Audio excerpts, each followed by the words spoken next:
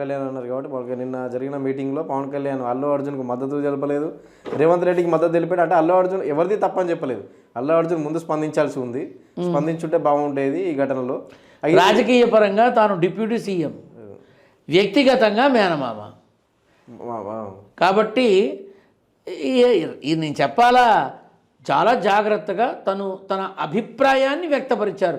ఎవరిని తప్పు పట్టల, అభిప్రాయాన్ని వ్యక్తపరిచారు అంతే. సీఎంగా ఆయన కరెక్టు, పిల్లవాడు కొంచెం జాగ్రత్త పడి ముందుగా ఒక మాట చెప్పు ఉండాల్సింది. ఏం తప్పే ఉంది అందులో? సరిగ్గా చాలామంది తొందరపాటు, ఆవేశం, ఎలా పడితే అలా మాట్లాడతాడు అన్న వాళ్ళకి ఇది ఒక చెంపపెట్టు. ఇది నేను కళ్యాణ్ బాబు అభిమాని అనుకున్నా ఎలా అన్నా అనుకొని, ఒక ఉన్నతమైన హోదాలో ఉన్న మనిషి ఎంత చక్కటి విధానంలో ఎంత చక్కగా చెప్పాడో, అతనికి తొందర అనుకున్న వాళ్ళకి చెంపదెబ్బ ఆ సమాధానం. ప్రభుత్వ పరంగా అందరి క్షేమం కోరుకోవాల్సిన సీఎం చేసిన విధానం కరెక్టు. ఒక యువ కథానాయకుడుగా, అగ్ర హీరోగా పేరు ప్రఖ్యాతలు సంపాదించిన అల్లు అర్జున్ కాస్త జాగ్రత్త తీసుకొని ఒక అడుగు ముందుగా వేసుంటే బాగుండేది.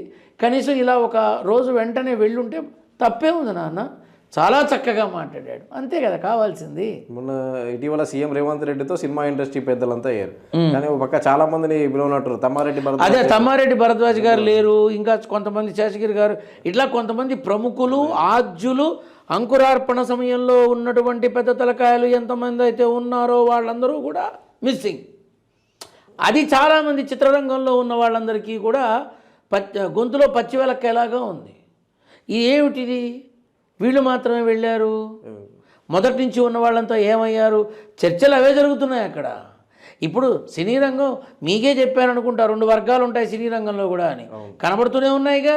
నేను చెప్పేదేముంది? ఇప్పుడు సినీ రంగంలో అందరూ ఏకతాటి మీద నిలబడితే ఆ ఫలితం వేరు. ఇప్పుడు వీళ్ళలో వీళ్ళు పెద్దవాళ్ళని పిలవలేదు, విమర్శించుకుంటున్నారు కదా. కాదా? నా మాట అబద్ధమా? తమ్మారెడ్డి భరద్వాజ్ పిలవలేదు కదా, అది కొంచెం జరుగుంటే బాగుండేది. చిరంజీవి ఆయన స్వయంగా వెళ్ళలేదు, చిరంజీవి కూడా వెళ్ళలేదు కదా.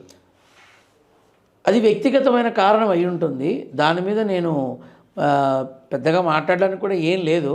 కానీ చిరంజీవి అనే పేరు వచ్చినప్పుడు ఆయన ఆ రోజు ఏదో సభలో పిచ్చుక మీద బ్రహ్మాస్త్రంలాగా ఈ ఫిల్మ్ ఇండస్ట్రీని కొంచెం మీరు దగ్గరుండి చూడాలి అని అడిగినప్పుడు చాలామంది ఎమోషనల్ అయ్యారు.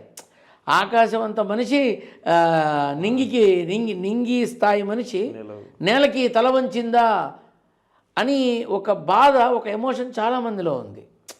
అర్థం కాల. సో ఇప్పుడు అంతటి పెద్ద మనిషి మరి పుష్పకి సంబంధించి ఆ రోజు ఒక ఆలోచన చేసి ఎందుకు రాలేదని చాలామంది ఈ మాధ్యమంలో చూస్తున్నాం. ఇప్పుడు వ్యక్తిగతమైన విధానంలో ఆయన మాట్లాడాలా వద్దా అది ఆయన ఇష్టం, కానీ సినిమా ఇండస్ట్రీ కోసం ఆయన ఎప్పుడు మొదట నిలబడ్డాడు కాబట్టి అడిగాడు, ఎందుకండి పిచ్చుక మీద బ్రహ్మాస్త్రం. ఇందులో ఎవరికి నచ్చినా నచ్చకపోయినా నేను ఒక మాట చెప్తాను. అసలు కొన్ని 100,000 కోట్లు పెట్టి వీళ్ళు సినిమా తీస్తున్నారు కదా, వీళ్ళు సినిమా టికెట్ పెంచుకోవడానికి ఇంకొకళ్ళు అడగడం ఏమిటి?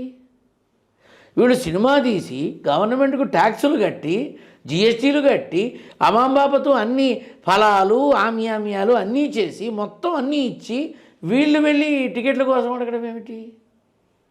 అది కొంచెం నాకు అర్థం కాని ప్రశ్న.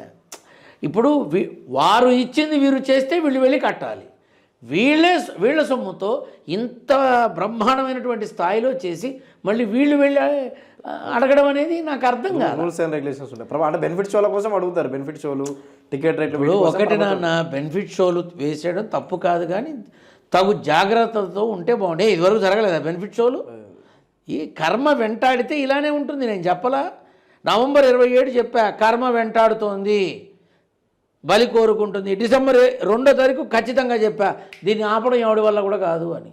అది జరిగింది కాబట్టే ఇవాళ నా మొహాన్ని ఎంతమంది చూస్తున్నారు, లేకపోతే నా మొహాన్ని ఎవడు చూస్తాడు? నేను ఏమన్నా రాజకీయ నాయకుడినా, సినిమా వాడినా, సెలబ్రిటీనా, అసలు ఏమన్నా ఏముంది నాకు? నారసింహుడు మా అమ్మ తప్ప ఏముంది నా మొహాన? కాబట్టి ఇవన్నీ కూడా ఏంటంటే మనం తీసుకునేటటువంటి ఆలోచనలు అంతే. ఇప్పుడు ఈ సినీ రంగానికి సంబంధించినంత వరకు ఒక్కొక్కరు, మరి మొన్న ఒక తెలంగాణ ప్రముఖ వ్యక్తి ఏదో ప్రెస్ మీట్ పెట్టి చెప్పేశాట, మీ అంతా పోండి ఇక్కడి నుంచి అని. ఆంధ్ర సినిమా వాళ్ళంతా పోండి ఇక్కడి నుంచి అని. ఏసీపీ విష్ణుమూర్తి అనే వ్యక్తి. మరి ఎందుకు అది ఖండించలేదు అందరూ? నువ్వు అలా పెట్టడం తప్పు, నువ్వు అలా చెప్పడం తప్పు, నువ్వు అది కరెక్ట్ కాదు, మనము ఆంధ్ర అయినా తెలంగాణ మనం అంతా ఒక్కటే, మనం ఇక్కడే ఉందామని ఒక్కటన్నా చెప్పారా? ఎవరన్నా చెప్పారా నీకు? నువ్వు మీడియానే కదా, చెప్పలేదుగా. అంటే దాని అర్థం ఏంటి? పొమ్మన లేక పొగబెట్టారా? పొమ్మన్నా పొమ్మనకపోయినా పోవడం తథ్యం. ఇక్కడి నుంచి ఆంధ్ర రాష్ట్రంలో ఆంధ్ర తెలుగు సినీ రంగం అనేది ఆది మధ్యాంతర హితుడు శ్రీ మహావిష్ణువు ఎన్టీ రామారావు రూపంలో ఎంత బాగా కనబడతాడో స్క్రీన్ మీద అంత బాగా కనబడుతుంది. మీరే చూస్తారు, మీరే వెళ్ళి ఇంటర్వ్యూలు తీసుకుంటారు. అక్కడ కూడా మీ బ్రాంచ్ ఒకటి ఓపెన్ చేయాలి, అక్కడ కూడా మీ వాళ్ళంతా ఉండాలి.